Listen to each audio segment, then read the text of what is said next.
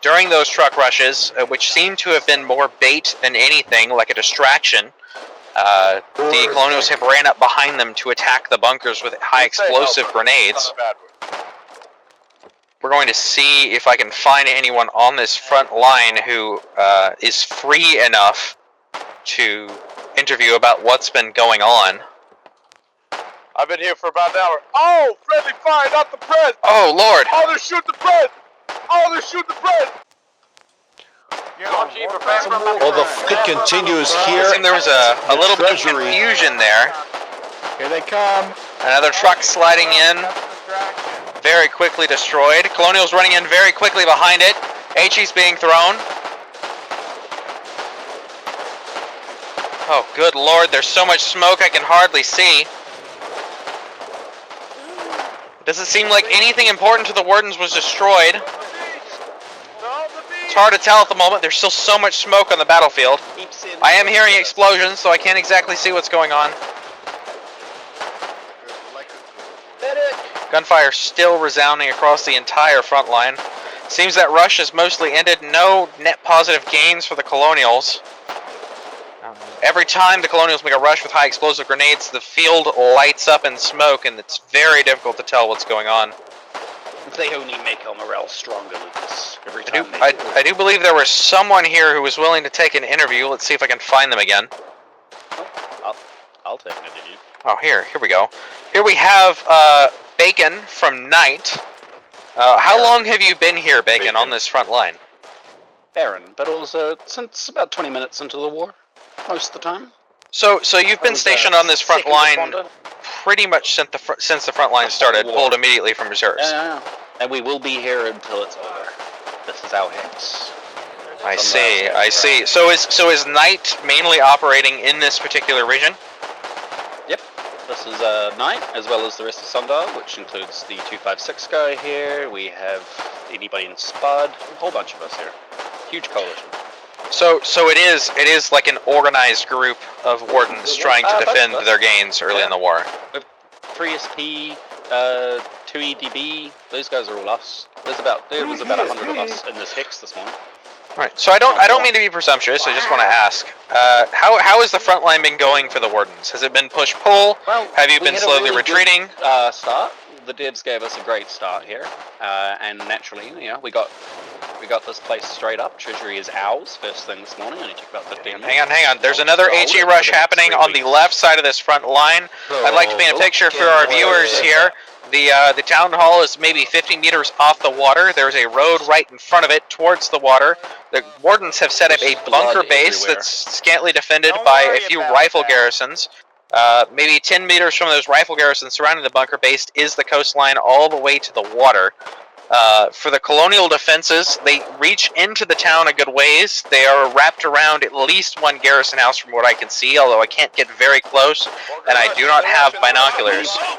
They have a bunker that consists mostly of MG garrisons, focusing directly at the front line, maybe 50, 60 meters off the Warden line. Grenades are being thrown back and forth from both sides.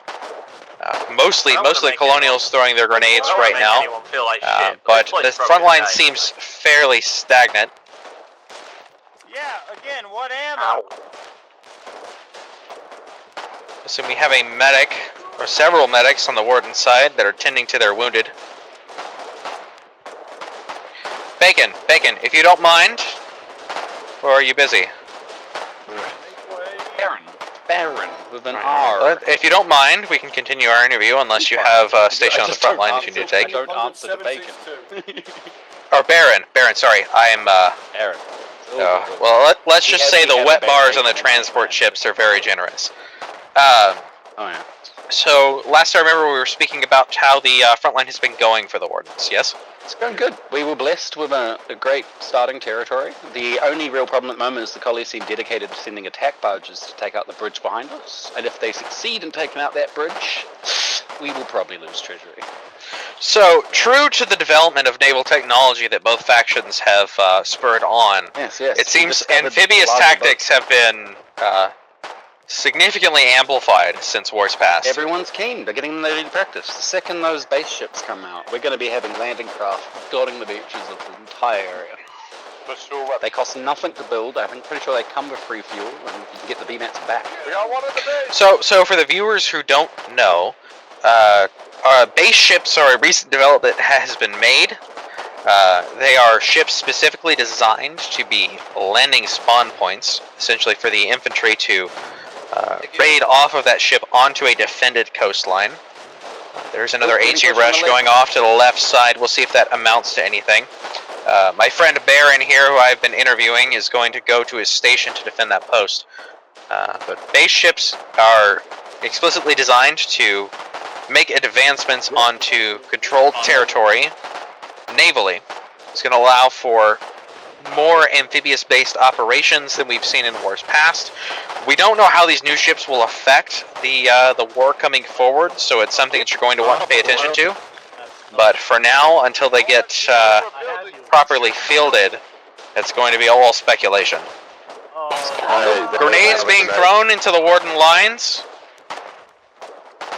If you run out of rifle ammo, we have plenty of pistol rounds to go around. It is, the night is falling. It is currently 9,200 hours. I don't remember how to play this game. Early night. Wardens still have yet to rebuild the bunkers they had lost earlier from before we started broadcasting here, but they have not lost any ground. There have been a couple of Colonial HE rushes since, but none have been as successful as the first two. Since then, I'm sure you can hear the explosions around me. Colonials have been using their grenades to try and clear the husks of those bunkers that they had destroyed to take control of them, but the Wardens are adamant and are not allowing them to actually do that. It does seem that both sides do have power for their bunkers. Their spotlights are active. And for those of you who don't know, that does mean that their bunkers are just as effective at night as they are at day, because they can light up the targets that they would need to engage. Another HE, a massive HE rush going on the left side. Wardens have lost another bunker. HE still falling. It does not seem the HE rush is done. MG Garrison being targeted. It's taken some pretty heavy damage. At this point, the Warden Corps is mostly exposed. That one bunker was pretty much their last line of defense. Now it's just a bunker surrounded by trenches and bunker husks that will have to be defended manually. It seems the HE rush has been beaten back, and the Wardens are repairing that MG Garrison that had taken some damage. There is some reconstruction going on as well. Wardens taking up positions in those trenches and bunkers that have just been destroyed to try and regain that ground that had just been lost. A Colonial in the bunker trench line that they have lost, trying to disrupt the reconstruction efforts. Seems he was shut down pretty quickly. It's a very, very rapid development that has just occurred. Most of that most likely due to the fact that this is along a beach line. Defenses cannot be built on beaches, for those of you who may not be aware. It seems the Colonials are either using amphibious tactics or running up along the side of that beach to attack the side of the Warden defenses. Warden's still taking advantageous positions in those defenses that have been destroyed but are still very good cover. SOS! Gunfire raging throughout this engagement. Does not seem to be a calm engagement. Grenades still landing on the left side here. It seems like another push may be imminent. More HEs falling on the left side. Warden reconstruction immediately stopped. Most of the HEs seem to be landing on Warden trenches. One landed on their main bunker base. Field is starting to cloud with smoke. There's very little I can see considering it's nighttime. Seems the Colonials have advanced quite a bit. There's rifle fire coming into the Warden controlled trench line. If you are a medic, you need to put down your trauma kit and grab a rifle. Medic. I'm sorry, brother. I think he's starting to calm down. I think the Wardens have beat back that HE rush as well. Oh, there is. Seems only their blueprints have been shut down by that HE rush and not much more. There was one bunker tile that they had managed to reconstruct in between those two rushes. There's a very significant number of Wardens in these trench lines, making sure that the Colonials can't take control of them and make use of them for themselves. It seems most of the action on this front line is along the beachhead itself, as opposed to inside the town. And again, this town is going to be a very difficult position for the Wardens to defend. Garrison houses are not unlocked yet for infrastructure.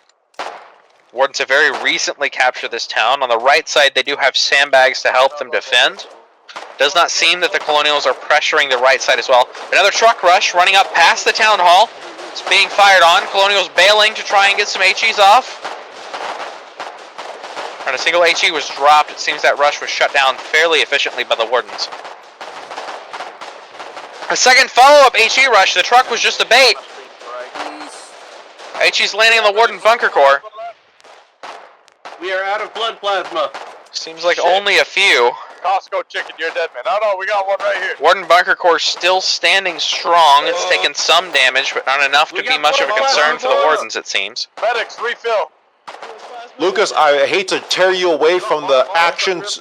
Keep at it. We'll rotate you back in, but we do have another PressCorps correspondent here on the line with us. So, Lucas, thank you so much for reporting live from the Treasury. Yes, sir. I'll be here if you need me. And it looks like we may not have to go very far at all, considering that we have with us now PressCorps Colonial correspondent Potato, or Poe. If you are familiar with his work, he is the director of the War 19 documentary, and he is reporting live from the similar location. Poe, can you hear us? Hello, Geoffrey.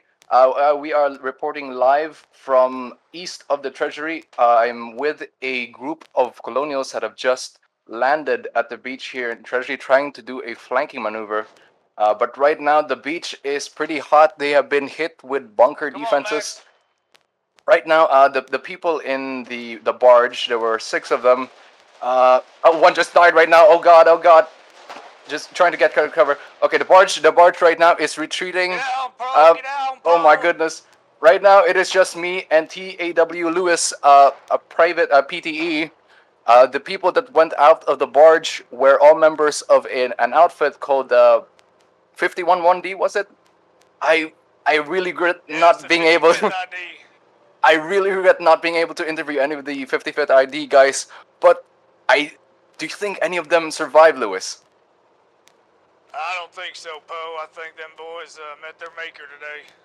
Oh my goodness. It is a grueling bunker fight here just south of the Treasury. The Colonials that I've talked to here before, they've told me that they've been fighting here for the biggest part of the past 1 or 2 days. It has been a kind of a stalemate up in this front. If you can hear me right now, we are landing back in the Colonial side of the lines. I am looking though at trenches where Wardens are firing at Colonials to my right, and we're just trying to get back to a beachfront here to try and do another shot at this, I guess. Right now, I think it is Wardens using barges, and Colonials kind of repurposing those barges to use them against the Wardens. So it's kind of very. These Poe from them stinking Wardens. It's been very such a grueling fight. Who organized this effort? Would you say, Lewis? Do you have any idea?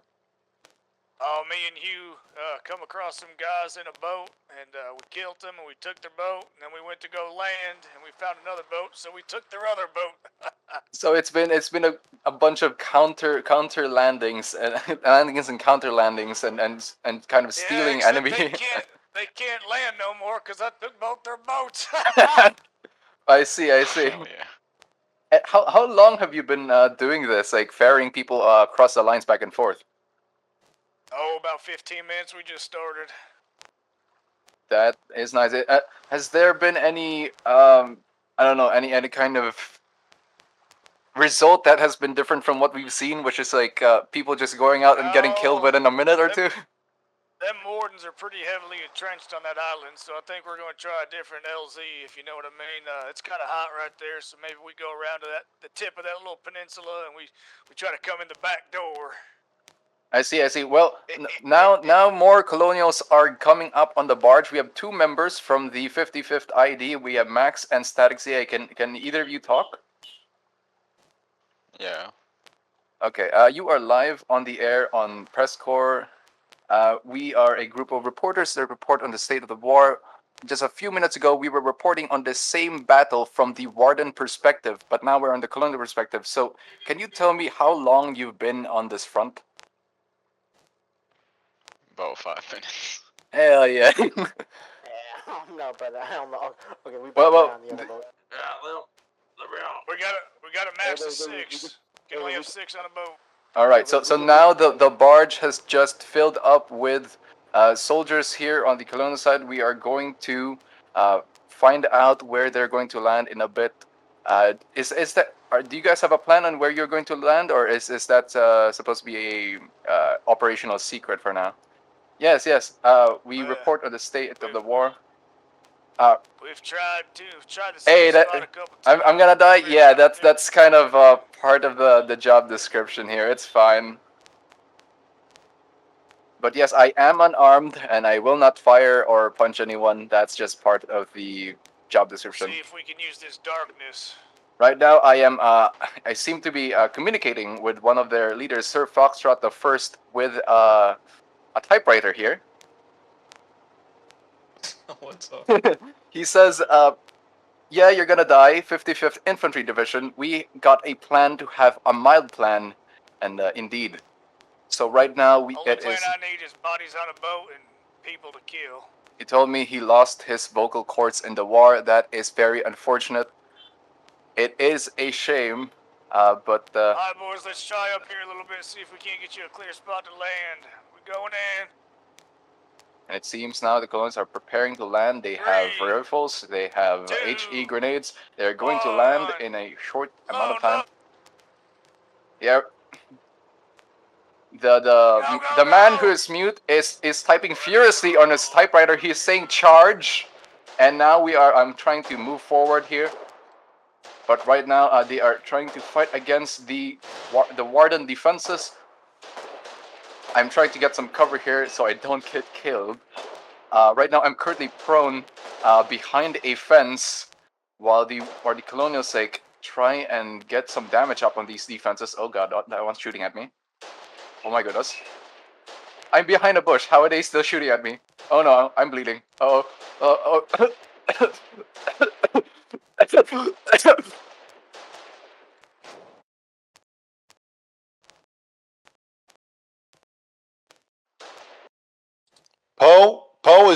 Poe, he's fine. Okay, well, that's about all we have time for in the current moment. But that was Poe reporting live from a flanking maneuver, an amphibious flanking maneuver on the Treasury in the Claustra. Now, there is a solid chance that that entire broadcast with Poe may have come from Charlie Shard, which, if that's the case, that is an accident, because PressCorps is focused on Able Shard because we are stretched thin. But that's why we're focused on one Shard, because reporting on two different fights from two different parallel universes can be a little confusing. But regardless, that has been some excellent reporting from Poe. And we are having a hell of a time trying to keep up with all of the waterfall of information that is befalling us here in the PressCorps. It's good to be back in the hot seat, but all of the work that comes with it, well, we'll just have to take it in stride. Looking at the map once more time, focusing on Able Shard here as we cross into day 8 of the 108th conflict here of the Foxhole War. In Oarbreaker Isle, Colonials holding off as best as they can the Warden onslaught in Integrim. Colonials, their last position in Integrim, along with a host of naval and logistics buildings in the southern half of their piece of land, blocks away from the town base is where most of the fighting is taking place. In Pharaonic Coast, the Wardens beginning to cut off and outflank the Colonials in Husk Hollow. Meanwhile, the Colonials holding steady at Apollo's Landing with the dual safe houses for now. Fighting and skirmishing happening outside of the city of the of the suburb north of Jade Cove, the northern half of Jade Cove, if you will. But for now, the Colonials holding steady, but much of the fighting in the central thirds and Pharaonic has been some of the most brutal of the war so far. About top three bloodiest fights happening in the war thus far. In the Deadlands, Colonials making their way out of Abandoned Ward, claiming the crossing, or at least the plaza area, although they have yet to build the safe houses, if they even can build the safe houses there. But a strong assault and a very big fight happening between the plaza and Cal's Boot. Wardens pouring a lot of resources to maintain their foothold, no pun intended, on that town. If Cal's Boot happens to fall, that should be a solid staging point for the Colonials to push further north and northeast on the rest of the region. In Endless Shore, we haven't been much talking about that region here on the broadcast, but the Wardens do have a very solid hold on the famed city of Salt, Saltbrook Channel, as well as the southern suburb of Liegehurth. Wardens trying to maintain their defenses, and a reported outpost between Enduring Wake and Liegehurth as the Colonials continue skirmishes to try and find a weak spot in the defenses. Meanwhile, the Colonials do have a solid flank position from the town of Wellchurch east of Saltbrook Channel and are skirmishing with the Wardens along the railroad bridge there, just north of Wellchurch. Colonial commandos crossing the railroad bridge and managing to take out the Warden relic base at City Fall. I'm sure I'm mispronouncing that, but bunkers reported in and around City Fall being a host of strong firefights in the area. Looking at Tempest Islands, the Colonials have managed to push out of the Iris and take the rush, as well as are closing in on the relic base of Reef, the relic base northeast of the Iris. And in fact, hold on, we have breaking news. Yes, we have breaking news just now. I'm getting reports that the Reef, or just Reef, relic base has fallen to Colonial pushes from the Iris. Yes, I think we can confirm that now. Reef has fallen, and if the Colonials can rebuild that up in their colors, then the Colonials will have the entire Iris landmass under their control. That will leave the Wardens with Surge Gate, a strong defensive position if they can manage to lay down the lines of pillboxes and trenches, but we will see how long the Wardens can manage to hold out there. They have two strong, very large rock mountain positions around Surge Gates, so a lot of the landing may be more predictable than in, say, other islands nearby. In Godcrofts, the Colonial relic base of Lipsia just still manages to hold out after the brutal assault on Axehead and the surrounding strong points by Spud, as well as other NCOs such as I Saw Bear in other leadership positions, as Godcrofts is hoping to be the second region that the Wardens can lock down if they can help it, but the Colonial resistance on Lipsia maintains for the moment being. Plenty of action that we're continuing to miss here in the process, but that's about all the time that we have. You may or may not hear from broadcasts from various members of the press corps, not just for the rest of the hour, but in hours incoming, as well as days incoming in real life hours, but we will continue to at least try to process that information as time goes by. So stop by PressCorps World Headquarters through the Discord link below if you're watching our broadcast on Twitch, as well as a variety of other programs such as the Storm Chaser Corps, as weather no doubt is soon to hit the Foxhole War in however many days it does. We'll make sure to stay on top of the weather, and we do it all manually. We have no special access to the APR or what have you. It is all manually gathered with volunteer storm chasers who give us the information, and we put it manually into our weather map on PressCorpsGaming.com. Again, that's about all we have time for. For the Press Corps, I'm Geoffrey Jennings. Good night and good fight. The PressCorps is an all-volunteer creative collective of reporters, broadcasters, artists, and more from the MMO video game Foxhole, developed by Siege Camp. Our mission is to engross our audience in and amplify the stories of this unique war ecosystem. The PressCorps was founded in 2018 by former Planetside 2 Radio Free Auraxis host, CaptainInArms. It is a separate community entity and is not officially representative of Siege Camp. For more information, visit our website at PressCorpsGaming.com. That's PressCorps Gaming.com.